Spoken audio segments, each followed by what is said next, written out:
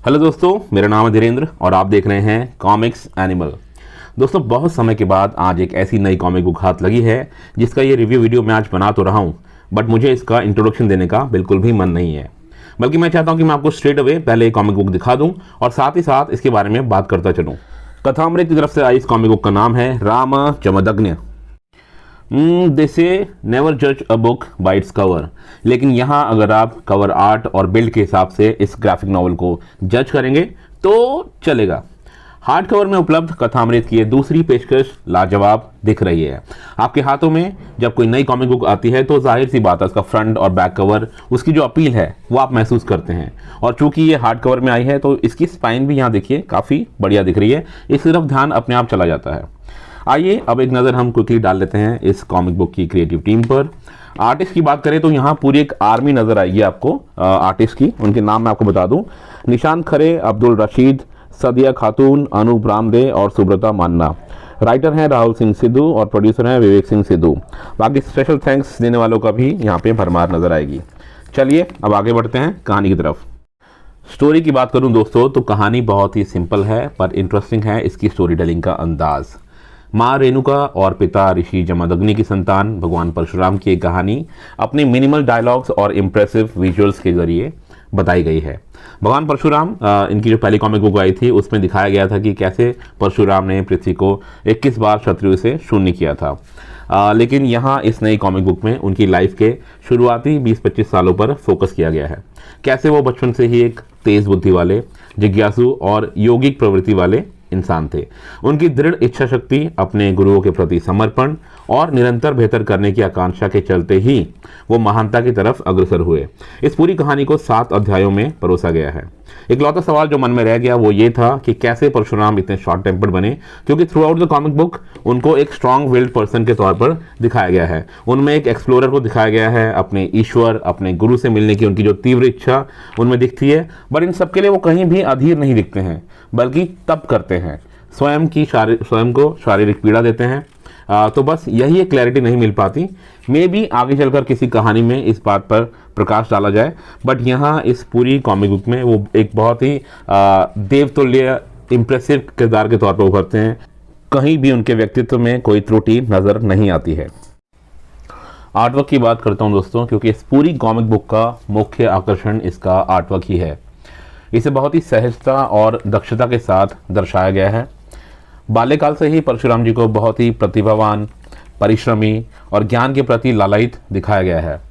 शिक्षा को लेकर उनकी इस जीवन यात्रा को चित्रों के माध्यम से ऐसे दिखाया गया है कि इस चित्रकथा में शब्दों की ज़रूरत यदा कदा ही दिखाई पड़ती है।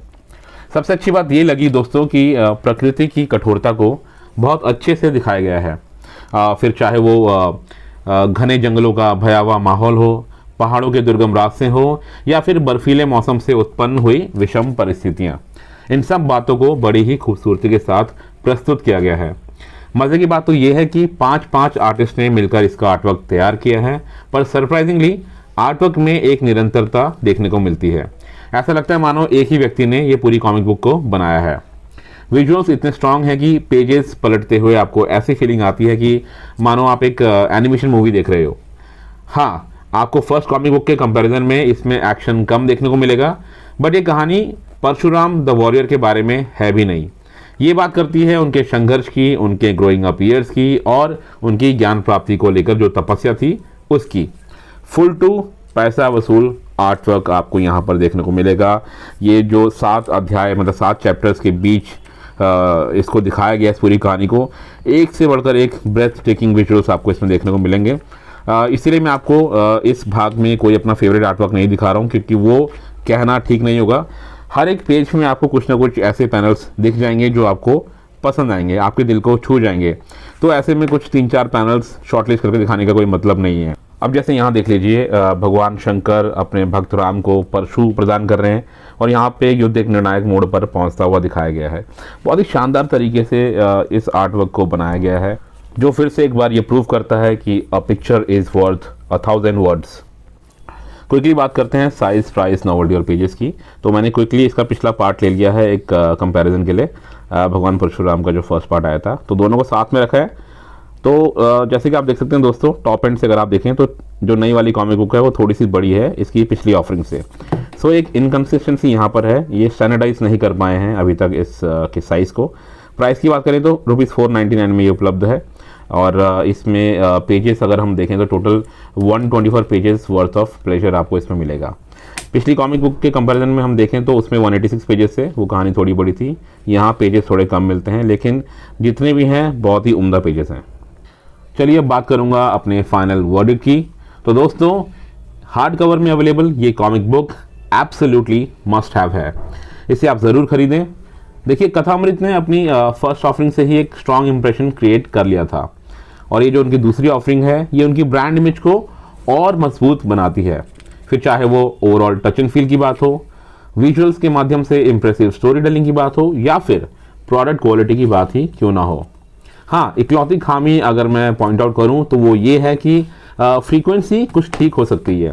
आई मीन ऑलमोस्ट 2 साल के इंतज़ार के बाद दूसरी कॉमिक बुक का आना, ये इंतज़ार थोड़ा लंबा हो जाता है, इसको हम ठीक कर सकते हैं। मैं उम्मीद करता हूं कि प्रकाशन के एंड से इसमें ध्यान दिया जाएगा और रेगुलर इंटरवल्स पर कॉमिक्स लाई जाएंगी। तो आप लोग ये कॉमिक बुक बिंदास होकर खरीदें, बिना किसी स्क्रूपल्स के इसको आप इंजॉय करें, and don't forget to share your views once you finish it. I'll see you soon. Till then, keep reading comic books and keep spreading the word. Goodbye for now.